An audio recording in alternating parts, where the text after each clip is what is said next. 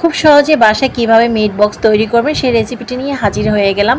যেহেতু অনেক দিন ধরে আমার পেজে কোনো ভিডিও আপলোড দেওয়া হচ্ছে না রান্নার, তো আজকে চেষ্টা করছি একটা বাচ্চাদের বিকেলের নাস্তার জন্য একটা স্ন্যাক্স আমি তৈরি করে দেখাবো। ছোট বড় এটা সবাই খেতে পছন্দ করে। আমি এখানে চিংড়ি মাছ নিয়েছি যেহেতু বাচ্চারা খাবে, আর পরিমাণ মতো নিয়েছি এখানে মুরগির বুকের মাংস, সসেস নিয়েছি। প্রথমে সামান্য পরিমাণ লবণ দিয়ে নিব। আমি আগে থেকে একটা মশলা রেডি করে নিয়েছি, সেখানে থাকবে আদা রসুনের পেস্ট, কালো গোলমরিচ, সামান্য পরিমাণ সয়া সস দিয়ে নিয়েছি। তারপর দিয়ে দিব টমেটো সস, চিনি স্বাদ মতো, টেস্টিং সল্টটা দিতে পারেন, সেটা আপনাদের ইচ্ছার উপর ডিপেন্ড করবে। সব কিছু দিয়ে মাখিয়ে ম্যারিনেট করে রেখে দিব। এরই মাঝে বাকি কাজগুলো কমপ্লিট করে নিব। তারপর শুকনো মরিচ গুঁড়ো করে নিয়েছিলাম, সেটা আমি দিয়ে নিয়েছি একটু ঝাল ঝাল ফ্লেভার আনার জন্য।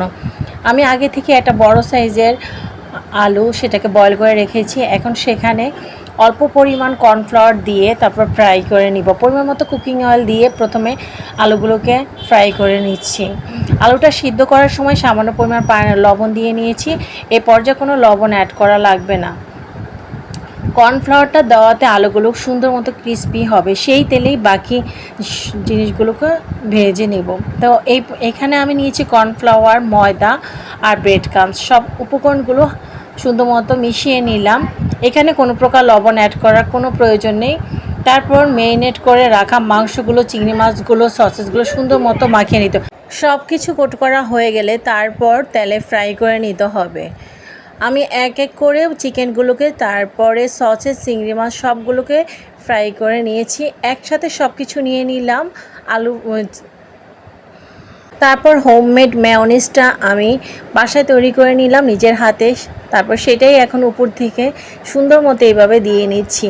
আপনাদের প্রয়োজন মতো দিয়ে নেবেন, যেহেতু স্বাস্থ্যের জন্য মেয়োনিজটা ভালো না, বাচ্চারা যদি খেতে খুব পছন্দ করে সেজন্য আমি বানিয়ে নিয়েছি আর দিয়ে দিলাম।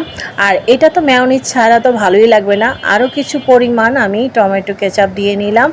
তারপর সব কিছু চামিচ দিয়ে সুন্দর মতো মাখিয়ে তারপর পরিবেশন করে দেখাচ্ছি কেমন হয়েছে। ট্রাস্ট মি, আমি বলবো বাজারের থেকে বেস্ট মিট বক্স আমার বাসায় আমি নিজ হাতে রেডি করলাম বাচ্চাদের জন্য। কেমন হয়েছে অবশ্যই কমেন্ট করে জানাবেন। ভালো লাগলে আপনারা তৈরি করে বাসায় খেতে পারেন।